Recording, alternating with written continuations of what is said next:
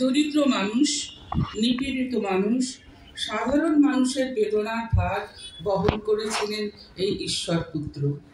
এই জন্য মানুষের হৃদয়ের এই রাজা দেশের রাজার বিরাগভাজন হয়েছিলেন এবং যার ফলে যিশুকে আমরা জানি অনেক রাজার আদেশে রাজপ্রতিনিধি যিশুকে ক্রুশবিদ্ধ করার আদেশ দিলেন। সেই রাজপ্রতিনিধি এবং যীশু খ্রিস্টের শত্রুরা মনে করেছিলেন যে এই ক্রুশবিদ্ধ হবার পর সব বিগ্রহ বোধহয় থেমে যাবে, কিন্তু সেই স্ফুলিঙ্গটি অগ্নিশিখা হয়ে সারা পৃথিবীতে ছড়িয়ে পড়ল। যীশু অমর হলেন। জগতে অনেক রাজা, অনেক অনেক সেনাপতি এসেছেন। পৃথিবীতে অনেক অনেক যুদ্ধ বিগ্রহ হয়েছে। পৃথিবী তাদের মনে রাখে না। পৃথিবীতে তারাই বড় হয়ে ওঠেন যারা মানুষের হৃদয় পরিবর্তন করেছেন। সেনাপতি, সম্রাট, রাজাদের নাম ইতিহাসের বইতে এক একটি অধ্যায়ে স্থান পায়, কিন্তু সবকিছুকে পরিব্যাপ্ত করে জেগে থাকে বুদ্ধের করুণা, যিশুর প্রেম, চৈতন্যের ভালোবাসা। যে দুর্দণ্ড প্রতাপ সম্রাটের রাজদণ্ড অনায়াসে যীশু খ্রিস্টের প্রাণ বিনাশ করেছে, তার নাম ইতিহাসের পাতায় এক প্রান্তে লেখা আছে মাত্র। আর যিনি সামান্য চোরের সঙ্গে একত্রে ক্রুশে বিদ্ধ হয়ে প্রাণ ত্যাগ করলেন, যার মৃত্যুকালে সামান্য কয়েকজন ভীত অখ্যাত শিষ্য পাশে ছিলেন, আর ছিলেন অসহায় মাতা মেরি ও শিষ্যা মেরি ম্যাগডালেন। অন্যায় বিচারের বিরুদ্ধে দাঁড়াবার স্বার্থ তাদের কারোর ছিল না।